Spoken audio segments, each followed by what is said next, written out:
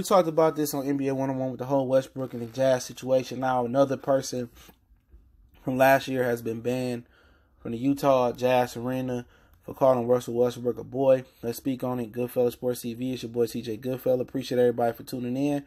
Make sure to hit the subscribe button, bell icon button, so you won't miss another video. But we in this thing. I have an interesting take on the Utah Jazz as a team. But let's talk about it first. You know, the one fan called Westbrook, you know, told him need to go back where he come from. And on Twitter, he said some racially charged things to Westbrook.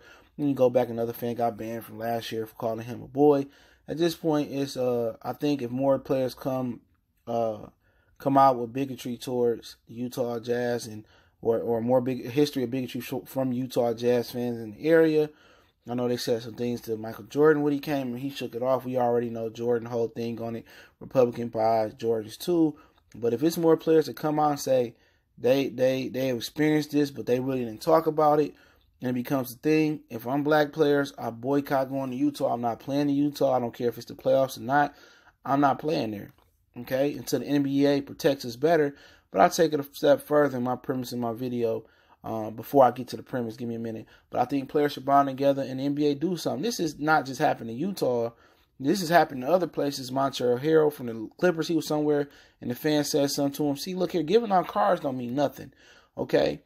Make it be known with the season ticket holders, first game of the season, you know, and let these people know that we will not tolerate, you know, not just bigotry with the players, or we just won't tolerate certain things, throwing things, spitting, certain things you can't say. You know, heck all you want to, but keep it clean and keep it fan friendly because there are kids on the game. It's just been too many incidents, and several with Westbrook, with a kid touching him and hitting him. Look here, man. You know, them grounds to get you and your daddy whooped. It's not funny. They laughed and giggled it off, but it's not funny. At some point, they may need to put some glass around the stadium, like the hockey games do, and separate the fans from the players, because that's what it's going to. Or have the players, you know, playing like a little glass dome, and the players the people just look at down like it's the hockey, but put the glasses up and damn near a dome around them. Hate for it to come like that, but it's just coming to that point because one of them highly tuned athletes, in my Waterboy voice, I know I butchered it, come down and put hands on one of them fans, they gonna be crying. You don't want no malice at the Palace again. You don't want that. And for about information, the Palace wasn't in Detroit. They tried to make that all about Detroit. I'm from Detroit. The Palace was way out in Auburn Hills. That's at least a damn near an hour, 45 minutes, or hour out, depending if you take Telegraph, you hop on 75 straight out there, okay? I've been out to Great Lakes Crossing plenty of times. I ain't been to a game at the Palace in years. You know what I'm saying? But I'm going to Little Caesars Arena Sunday to see the Pistons and the Raptors. Take my girlfriend taking me for my birthday, but that's too much information. But my whole thing about it is safety, man. It's not just for the benefit of the players, it's for the benefit of the fans. But if it turns out that more players got more, you know, racially driven or bad, you know, racial things that's being said at Utah Jazz game, the NBA should force the Utah Jazz to move to Seattle. Period. You know what I'm saying? And some players just numb to it, or they take the higher road and, you know, they just brush it off as heckling or whatever. But real talk, at this point in age, man, this day and age, it's so much racially driven stuff, man. I know a lot of this generation, even the players that's playing on the NBA, they so far fetched from the Black Panther, from Malcolm, from Martin, from the activist group. They non-black friends call them the N-word. They let people, they think, real talk, you know, they accept some of the bigotry that's being, you know, taken, and they really don't take it as offensive as some people would have took it in the 70s or the 60s or the 50s or the 30s or the 40s or the 20s. A lot these guys got a higher tolerance for being disrespected for bigotry. You know what I'm saying? They got a higher tolerance than a lot of the other people had. So in the past, you know, it ain't really been a big deal, but Westbrook just seemed like to be tired of it. A few other players probably tired of it. If other players step up and say they experienced this in Utah, Utah should be forced to sell their team. Period. Utah should be forced to sell their team, or not sell it, forced to move to Seattle. Period. Seattle need a team.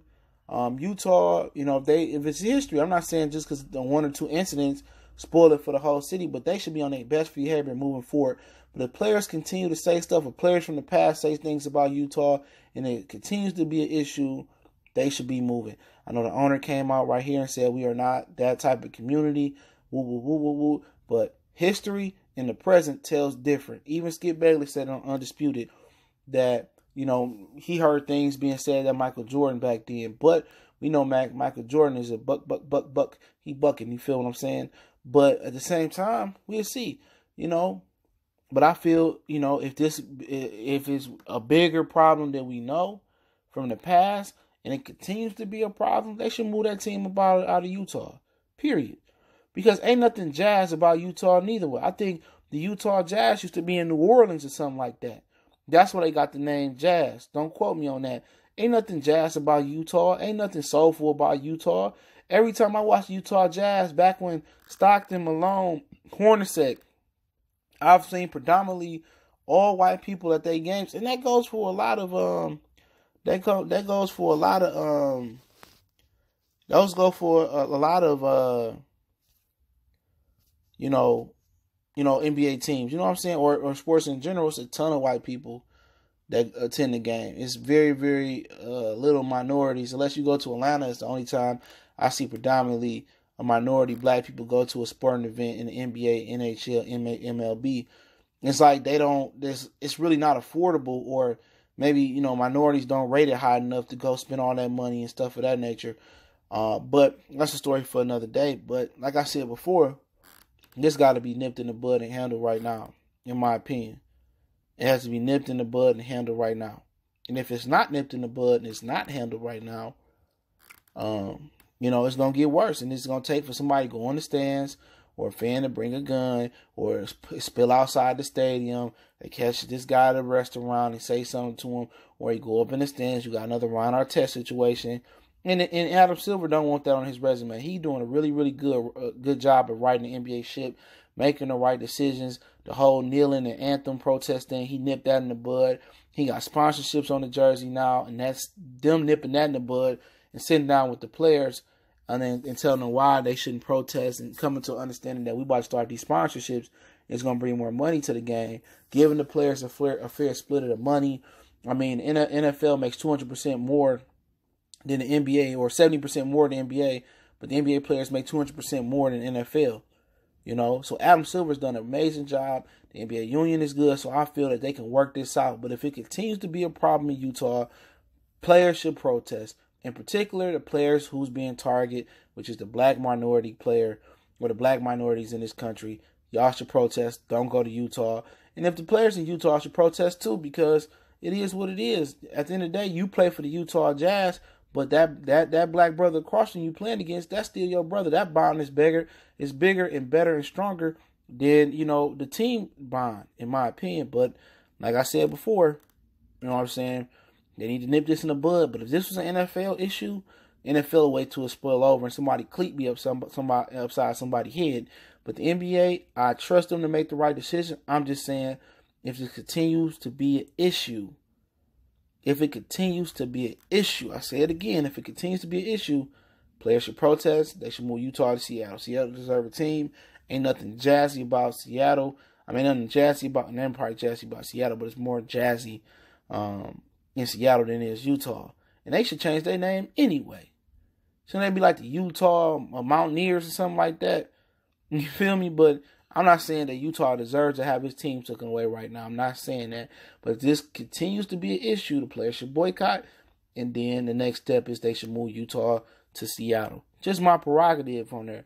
But one bad apple, two bad apple. But if we talking 20, 30, 40, 50 incidents coming from the past to the present and in the future, then we got a huge problem. The players need to voice their opinion and stand up, because before this get blown out of proportion, and this is set the example for the rest of the stadiums in sports, or at least in the NBA, that we won't tolerate it. And if you do it, we'll take your team away and move it somewhere else.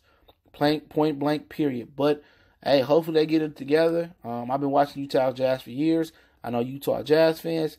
I know they don't want to lose their team, so let's not tolerate that no more, and let's not do that. But it's Goodfella Sports TV. It's your boy CJ Goodfella. Make sure you subscribe. Bell icon button. We on Facebook, Twitter, Instagram, email, all that information in the description. You need to reach out. One time for the one time. We gone.